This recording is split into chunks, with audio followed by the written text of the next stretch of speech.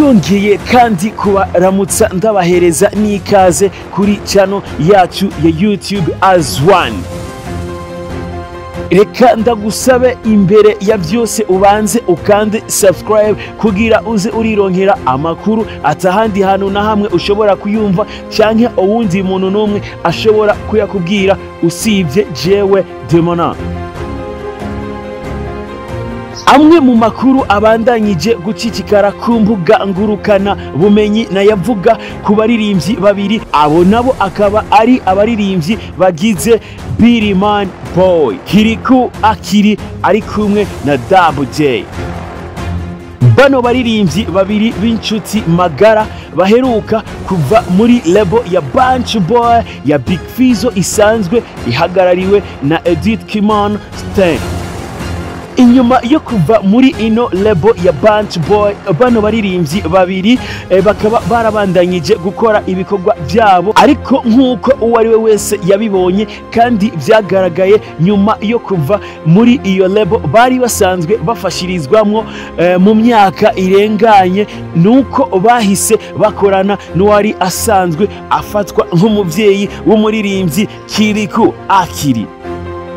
Uyo nawe akaba yitwa Oscar Fashion, abenshi bakaba bamuzi ku izina ry'uko akaba ari umwe mu badandaza b'ivyambagwa. Uyu yiswe umuvyeyi wa Kirikou. Hari zimwe mu nkuru zibandanyije ziboneka ku mbuga ngurukana bumenyi, aho biboneka neza yuko icyuka hagati yiwe n'abo baririmbyi babiri byari bisanzwe bizi neza yuko bakorana kandi abafasha mwibi inabiriya kugira babandanye baduza ingabirano zabo.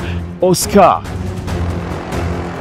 amwe mu makuru mbere n'imyidogo igenda iboneka muri bimwe mu biganiro biriko birakorwa canke amajambo agenda aca ku mbuga ngurukana bumenyi z'abaririmbyi bagize Birimani Boy, biraboneka neza yuko hariho agahazi,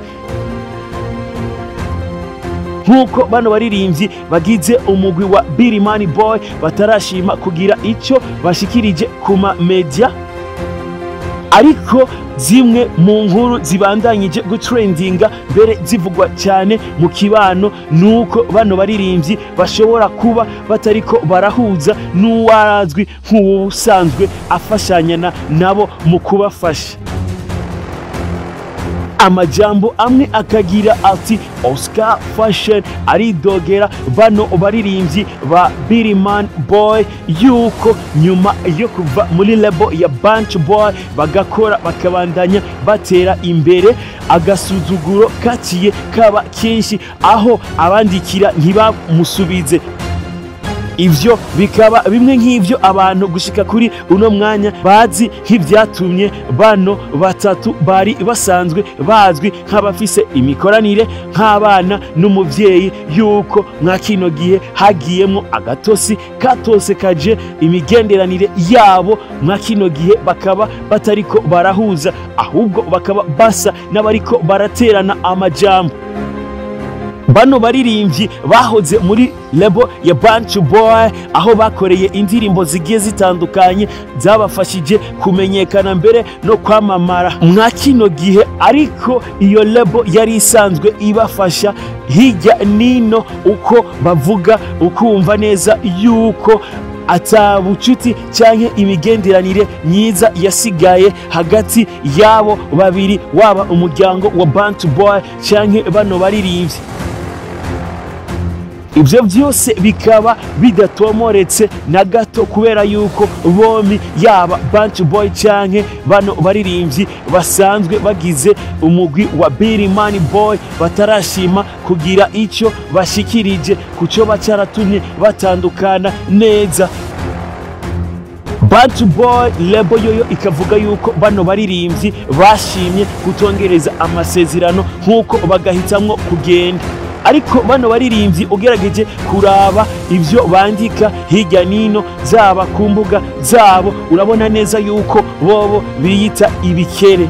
bano baririmbyi mwa kino gihe biboneka neza yuko batari ko barahuza na bamwe n'abandi mu bagenda babafasha. Ababafasha bo bakabagiriza yuko bano baririmbyi bafise agasuzuguro, ariko uruhande rwa Billy Money Boy bobo bakaba batarashima kugira icyo bavuze. Umuririmbyi Jadix nyuma y'imisi mikeya iciyeho yarasubiye kandi kumenyesha bano baririmbyi yuko brand yiwe, izina ryiwe Billy Money Boy atagikeneye kandi yuko bobandanya barikoresha, ahubwo bo rimurekera kubera yuko ariwe yaritanguje.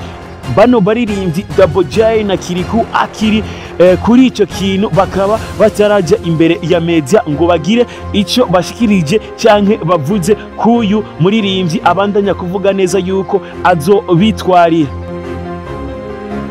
Amakuru kuva muri Billy Money Boy nuko Billy Money Boy itekereje cyane, itariko itanga amakuru yerekeranye n'ibyo abana bariya babandanya kubarega canke kubavugako. Ariko mwa kino gihe aba nabariya bakaba barindiriye amwe mu majambo canke inyishu zotangwa na bano baririmbyi, usivye ibyo bandika ku mbuga zabo ziba zigiye zitandukanye.